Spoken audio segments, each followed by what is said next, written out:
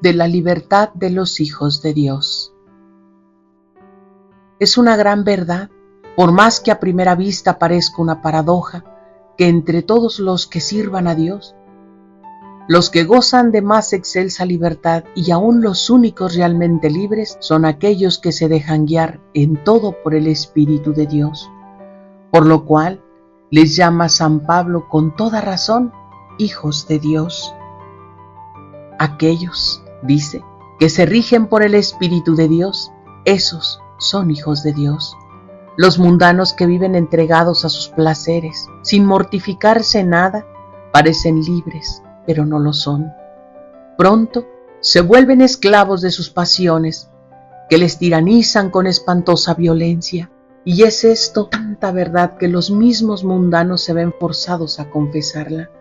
Y aunque ellos pretendieran disimularlo, su modo de proceder lo proclamaría con harta elocuencia, porque no hay hombre dominado por sus pasiones a quienes éstas no lleven mucho más allá de lo que él quisiera, reteniéndole como encadenado y obligándole a ejecutar aquello mismo que condenan en su interior. Tan despótico es el imperio que ejerce en el alma una pasión desordenada. La mayor parte de las personas que son sinceramente cristianas, pero débiles y flojas en la práctica de su deber, no gozan tampoco de esta preciosa libertad. Las ocasiones les arrastran, ceden a la menor tentación, el respeto humano les subyuga, quieren el bien y 1000 obstáculos les desvían de practicarlo, detestan el pecado y no tienen fuerza para alejarlo de sí. Ahora bien, claro está que cuando uno deja de obrar el bien que quisiera y obra el mal que no quería, no puede decirse que sea total y perfectamente libre.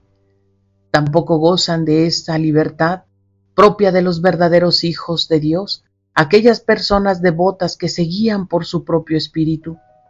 Creen serlo sin duda, porque se han formado un plan de devoción a su manera y siguen cierta rutina de la cual nunca se separan, pero en el fondo son con harta frecuencia esclavas de su imaginación, inconstantes, desiguales, extravagantes y caprichosas. Buscan solo la devoción sensible y cuando no la hallan, como sucede muy a menudo, viven descontentas de Dios y de sí mismas. Son además muy de ordinario escrupulosas e indecisas y experimentan continuamente en sí mismas agitaciones que no aciertan a calmar.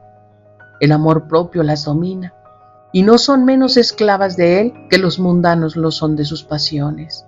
Hay pues que convenir en que o no hay verdadera libertad en el servicio de Dios, lo cual sería un error y hasta una especie de blasfemia, a que semejante libertad es patrimonio exclusivo de aquellos que se entregan a Dios de todo corazón y se sujetan a seguir en todo las inspiraciones de la gracia.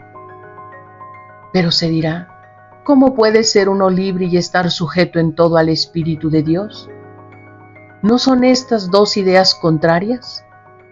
De ninguna manera, puesto que la verdadera libertad de la criatura racional consiste precisamente en esta sujeción, y cuanto más sujeta esté en este sentido, tanto será más libre.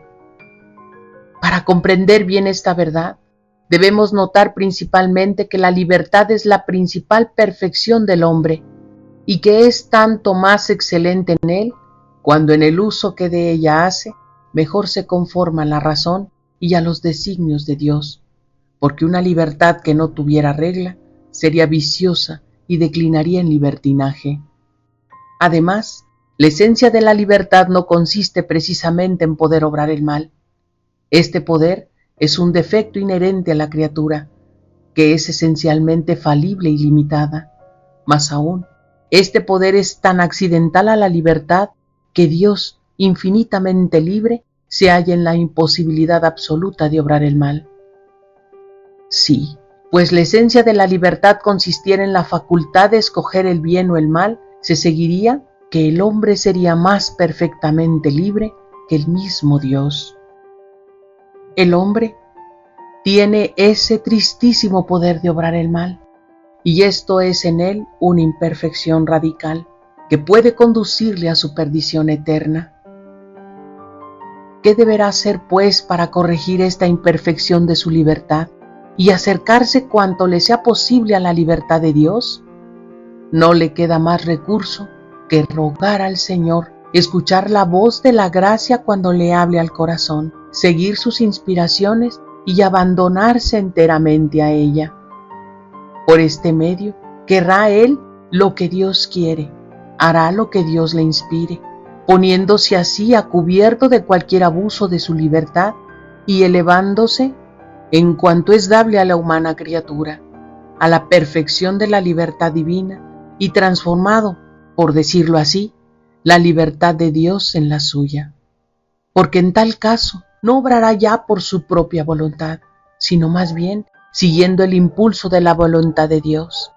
En una palabra, mediante la completa sumisión a Dios, alcanzará el más alto grado de libertad a que uno puede aspirar.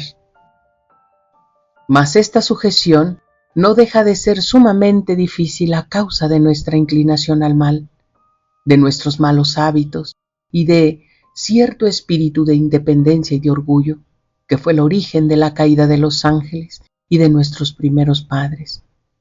Pero ¿quién más que nadie siente esta dificultad y murmura contra ella? ¿Acaso la parte más elevada del hombre? ¿Su conciencia tal vez? No, ciertamente, sino solo su naturaleza corrompida, sus pasiones, porque la inteligencia del hombre, que es una participación y destello de la divina, no puede menos de parecerle muy puesta en razón esa necesidad que tiene de someterse y conformarse con la voluntad de Dios. Y la conciencia, como que es un instinto de rectitud que el mismo Dios ha depositado en el fondo de nuestro corazón, no murmurará jamás contra esta sujeción, que es su primera ley, ni dará nunca el odioso nombre de despotismo a aquella regla que es la mejor garantía de su acierto en el obrar. Contraria, pues, y molesta solo a nuestras pasiones desenfrenadas, a nuestro orgullo y a nuestro amor propio, a los cuales pone freno saludable, al par que sirve de yugo dulce y suave a la razón iluminada por la fe.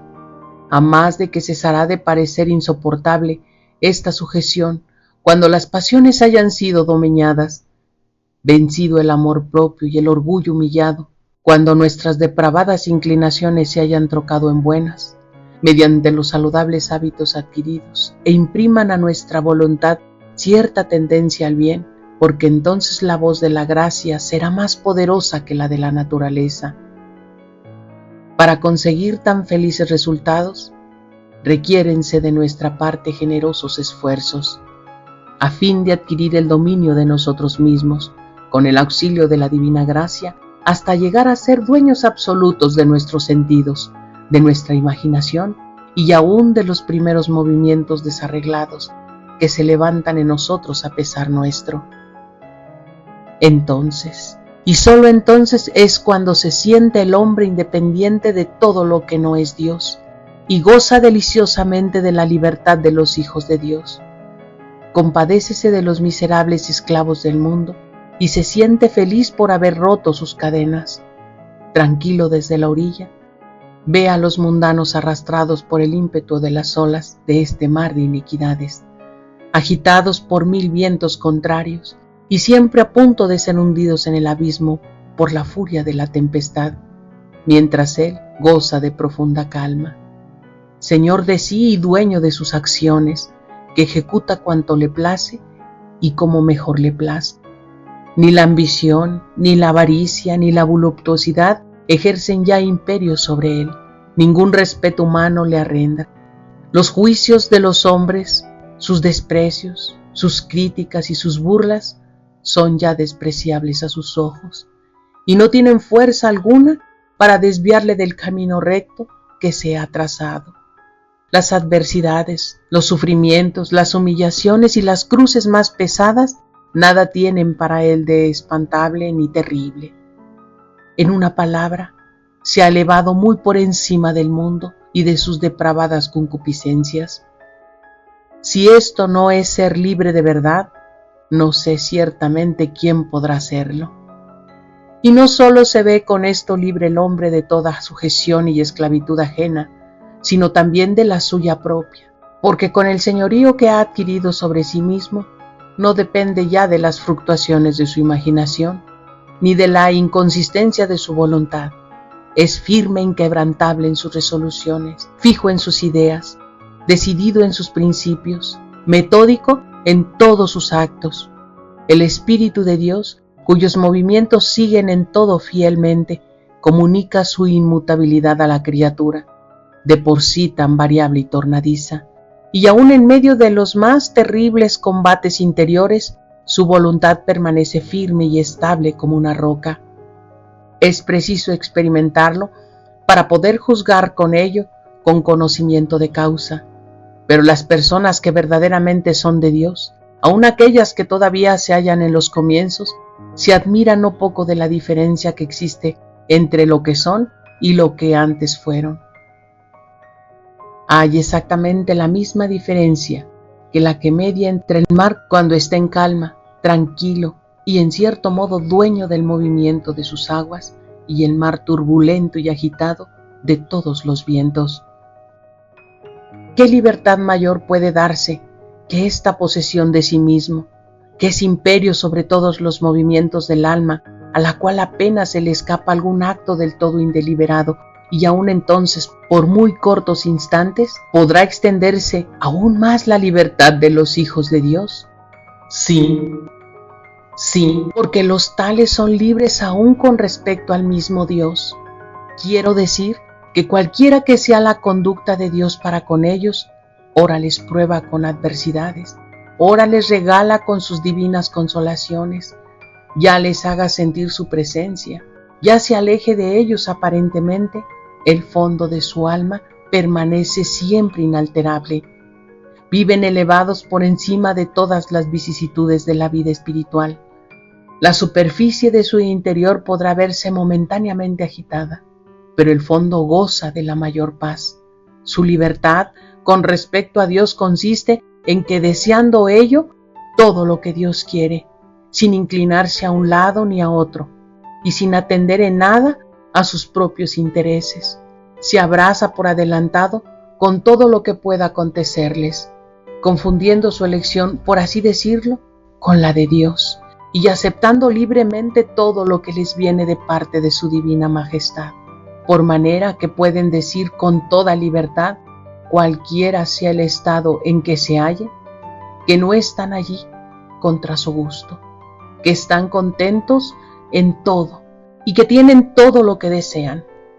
Sí, aun cuando se vean rodeados y como abrumados de cruces, aun cuando estén sumergidos en el océano de penas, aun cuando el demonio, los hombres y Dios mismo se conjuren, por así decirlo, para hacerles la guerra, aun cuando se vean destituidos de todo apoyo exterior e interior, se consideran felices, y su alegría es completa y superabundante, según la expresión del apóstol.